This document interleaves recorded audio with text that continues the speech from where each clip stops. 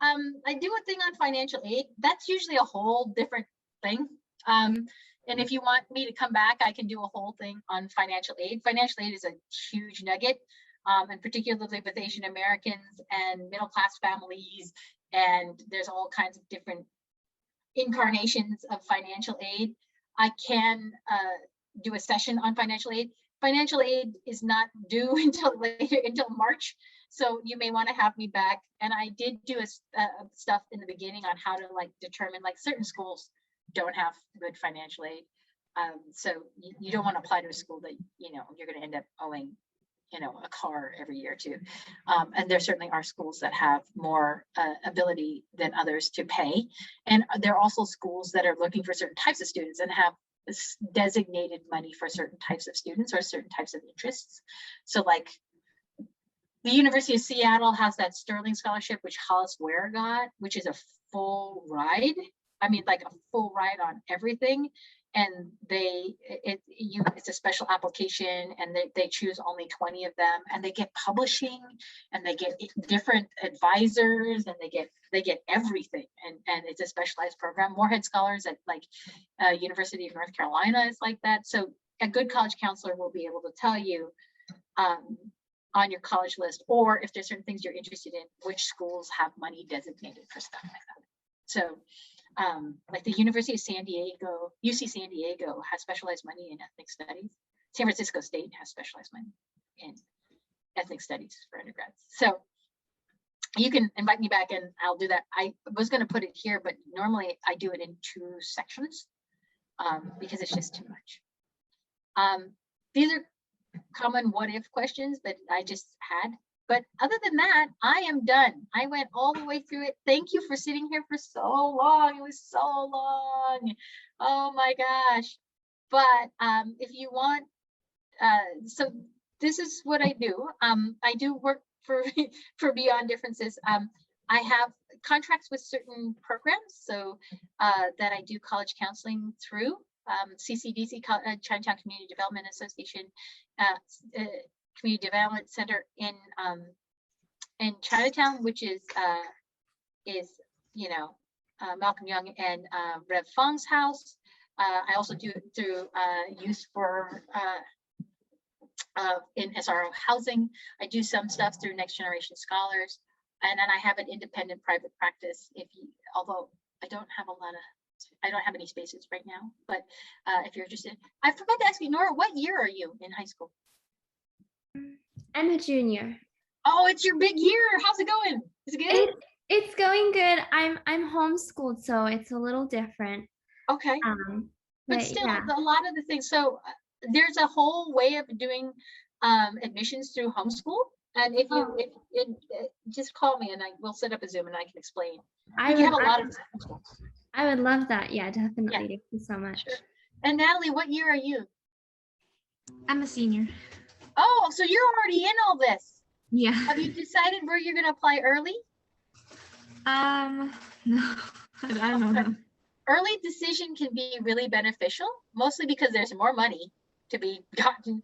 And also the admissions is easier in private schools because most schools take more kids early decision because early decisions is binding. So if they know that you want to go and they take you, there's no risk in dropping down that USA News and World Report because they're going to get full matriculations on you. So if there's a reach school that you want to go to and you're not sure, definitely apply early decision because it gives you a really clear advantage, and that makes it easier than if you apply regular decision. So and also UCs are at the same time as early decision, so it's not so bad because UCs are due in November versus December, so you will have a lot of the pieces together before then. So if you want help with that, you could call me and I can figure that out for you. Did anybody have any other questions? So Sally, you were offering your services to Nora and Natalie, and I haven't shared your email or anything with them. So are you want me to put it in the chat? Yeah. Do you want people to use your personal email, or I didn't know what, yeah. Yeah. Well, it's just because it's just two here, so it's not, oh, but we recorded this and it's going out, huh? Right. Okay. I could give it to them, depending on what you want to, Okay, and this is my phone number. Depending on what people need, so I work with a consultancy. I spelled my own name wrong. I work with a consultancy of other college counselors. So if I can't take a client, then I may be able to refer you to somebody else who specializes in this kind of stuff. But you just have to, but if it's a simple, easy thing, I'll just answer the question and give you my best advice because you came to me through this. But if it's like a whole thing that takes many hours, then it's a little different. But that's me. But I, in terms of like figuring out how to navigate these things, just contact us and we'll figure it out. Homeschool is kind of very specific, and especially in the junior year, of like all the things that you need to hit in order to be in that place. Does your are you part of a homeschool group? No, Okay. my mom did a private school affidavit. Okay. And then your curriculums, does she write them, or is she purchased them, or it's connected to a homeschool network? She's purchased them. So we're doing ethnic studies through Oakmenta, which is a homeschool program based, I think, like in Vermont. Then I'm doing algebra 2 through this site called Nicole the Math Lady. She has pre-done videos of the lessons, and then I have the textbooks. And then I'm doing Mandarin through Brigham Young's high school class. Okay, and how about your English and history? The ethnic studies is mostly. Are you counting that? Is that okay? In writing, like you read chapters in the book, then you give your thoughts to the question. In your junior year, it's usually American history. Have you taken an American history already? Not yet, no. Okay, so you're going to take that when? Probably either next semester or next year. The thing is, I'm planning on going through a community college. Okay. And then transferring in. Okay. To either a UC or a private school. Once I look at all the requirements, then do the said classes for those. Okay, I'm just trying to make sure that, because in order to do 2 years at a community college, if you're going to do the 2-year transfer, you actually have to go into community college with your A through G completed. You can't go in and then complete your A through G simultaneously unless you're taking the full course load of the first year, your freshman year, and your leftover A through G classes. You can do it, but it's a lot. So just to make sure that you are trying to get your A through G completed, so you're in order to make the transfer in 2. It's a course load that people do. It's just a lot. So were you going to say something? No, so you're saying that she couldn't go to College of Marin and do her the core classes? No, she can, but if she doesn't have A through, she can. But if she doesn't have the full A through G going into College of Marin, then she has to take A through G from high school and the core classes for the transfer.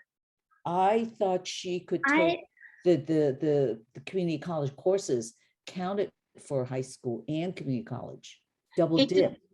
She can if they're cross-listed, but she just said like she's taking half a year of ethnic studies and she's going to take US history somewhere else. I don't know what the sequence is, but if she's taking semesters, and her math class, she just says she's in algebra 2 and she's a junior.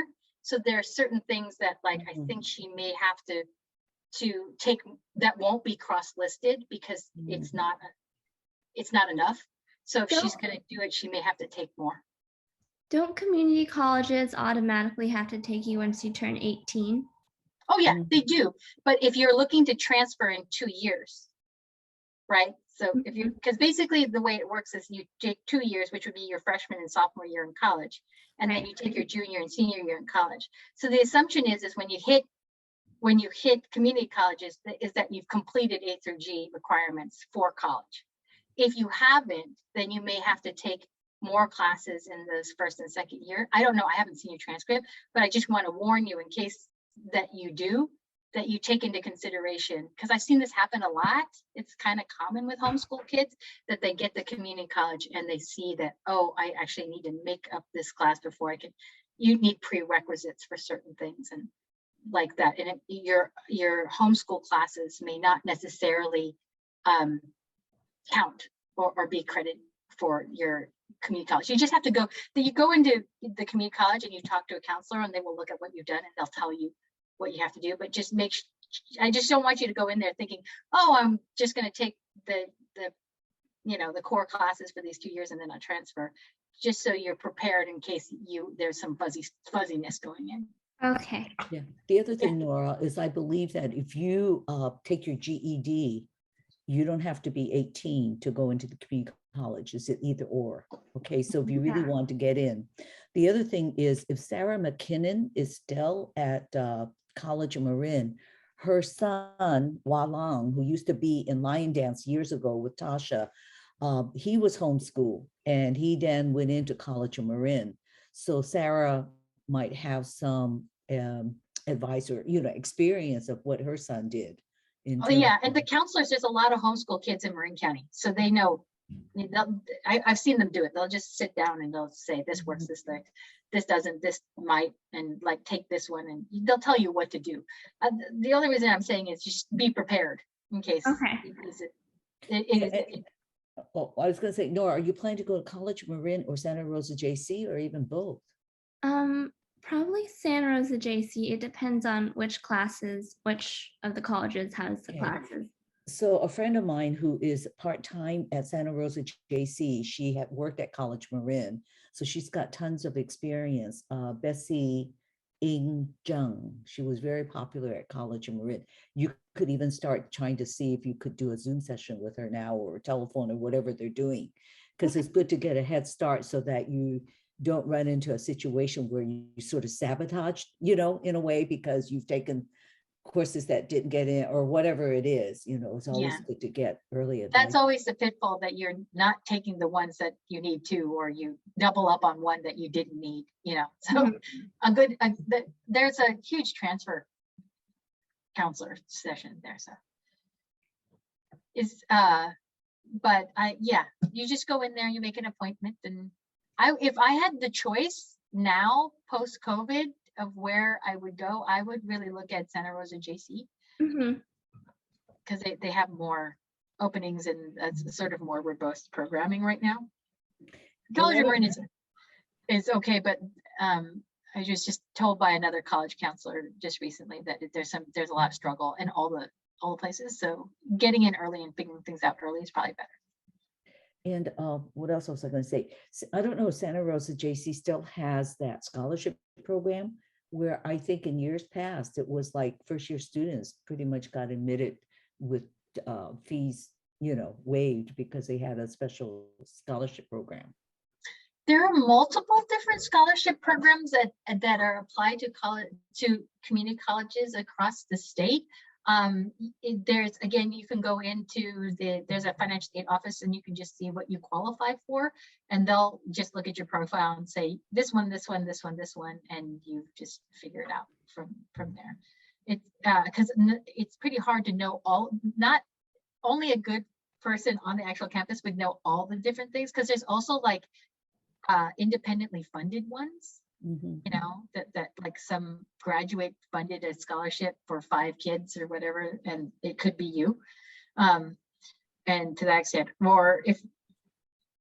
there's more and more of this money, especially because like San Francisco, it's free, right? That there's more and more money that's being invested into community colleges. And I think Governor Newsom is aiming to make community colleges free across the board. He is. He's super trying to do that, and I hope that he does. That would be really cool.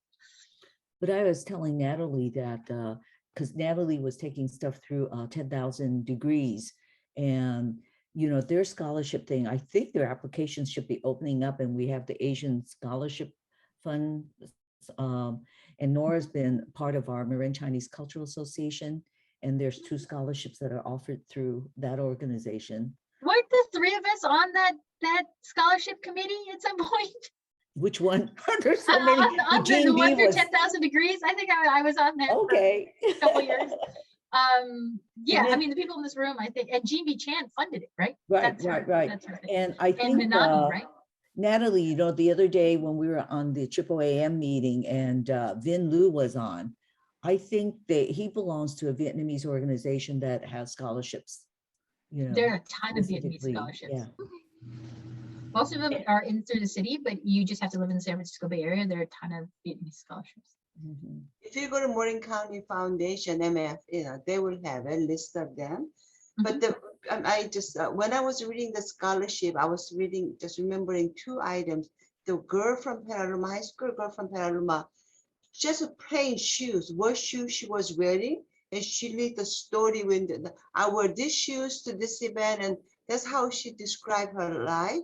I thought that was very interesting. And then one guy, he went this international student. Anyway, what he did was he did environment science with a shovel. He went to army, Korean army. So he used to give shovel to the rice to the people he was working at the the cooking. So he was giving out the rice, and then he was, that's the first sentence was that, have you used a shovel to pick up the rice? That's how he lead it. And then he led to the environmental science out. So that was very interesting. Yeah, that's how he did it. And then, sorry, for your daughter, there is this thing that I always talk about. Hans, she's a Danish comfort woman. She got captured. She was 99. She passed away last year. Anyway, when she was telling, her female organ was all messed up. But what her husband did was they reconstructed her female organs, and she could be able to have 2 daughters. Oh, wow. Whereas that's West. Whereas the East, there was shameful, so they never talked about it. So that's what I talk about to my students. Like, wow, yeah, tell her that. Yeah, and then one more, there's one Vietnamese guy. What he did was he talked about how the Nazis picked up the blonde woman and blue eyes to have same. So they also kidnapped and had a blonde children. So they also had that kind of thing. So they're like, they want to dominate a white culture in Nazis in Germany. So that's another interesting subject. I think, you know, you can see how different countries, how both of them during wartime victimized women. they're so all the victimized, but different ways. Even the blonde woman with the blue eyes got like that. So that was really interesting. Yeah. Anyway, I did read an account of a Jewish woman that had blonde eyes and had blonde hair and blue eyes, and they took her out of a concentration camp and used her in sexual slavery because they probably did. Yeah. So there is even the Japanese woman was sexual slave also. My friend Haruko, there's Japanese woman also. She always talks about it. So there is like, so there is a whole bunch of them. It's interesting to look at it at a global context, right? Historical global context. It's so many the similarities and differences. Yeah. I'll tell her that. She told me, she had to stop reading about all this stuff because she just couldn't stomach it anymore. It was too much for her. And she's like, it's compelling and it's important work, but she says some days it's just like, oh, it's too much. So Emily invited me to her class. So I have them, there's 5 paragraph stories. I have them, one woman story, but I have them go around. The boys were crying. I have them read the story, and there's, how come I never heard this story? They were actually crying after they talked about it. I never heard of this story. So that's kind of thing I think is really powerful. Have them read it. That was really good. Yeah. That's it. Sorry. No, that's great. No, I love hearing that stuff. Okay. Did anybody have any questions for me? I'll answer whatever you'd like. I don't think so. It was so wonderful. Thank you so much. I learned so much. Oh, I'm glad. I wasn't sure. I was just trying to get it all in there and pack it all in there as much as I could. In terms of going forward, Natalie, what high school do you go to again? Tam High. You go to TAM, okay. TAM actually has a fairly good college counseling office, but they also have to deal with lots of students. And there are not very many college counselors for hundreds of students. So my advice is to get in early and have specific questions, not like, how do I do this? But like, this is what I've done. What do you think? You'll probably get more out of it than if you just walked in there, because they just have to, they have just way too many things. I'm trying to think of who else. You may be better off, given that there are so many people, is working with a teacher than with the college counseling office, like a teacher who's been there a long time. I can't remember their name right now, but there's an English teacher at Tam High that is, in my opinion, is kind of better than the actual college counselor and has been doing it so long that they might be able to help you more. And if not, you can just ask around and find somebody. And because everybody wants to help some kid get to college. It's not, that's why you become a teacher. We're not certainly not doing it for the money. So, Yeah, you know. I'm already involved in Bridge the Gap college prep, which helps me. Oh yeah, okay. So how long were you at Bridge the Gap? Were you there when William Cole Woods was there, or are you there with Andy Robles, or who are you there with? I've been there since 4th grade, so I had Mr. Oh, Woods okay. in elementary, and Andy's now the high school director, so I'm working. Okay, yeah, Andy's great, and he knows a lot. So you're in super good hands, and I think also Rondell Gibson from 10,000 Degrees spent times over there too. Yeah, so they'll be able to give you resources. And Maria Erickson, who's the admin person, I've known her for 43 years. She and I went to elementary school together. So, Yeah. so I mean, Bridge the Gap actually has a ton of resources, and Andy's terrific. So you'll be fine. I had a great time. Thank you for having me. And so we all have it recorded that Sally is willing to come back for a session on financial aid. Yeah, by the way, my superpower is financial aid. I love financial aid. I had financial aid. I do financial aid. So we have that. And then Nora, you want to just briefly about what other thing that we were going to do as part of this series? Okay, so this was our first installment of a 2-part series, Pave Our Path, and our next event will be on cultural belonging.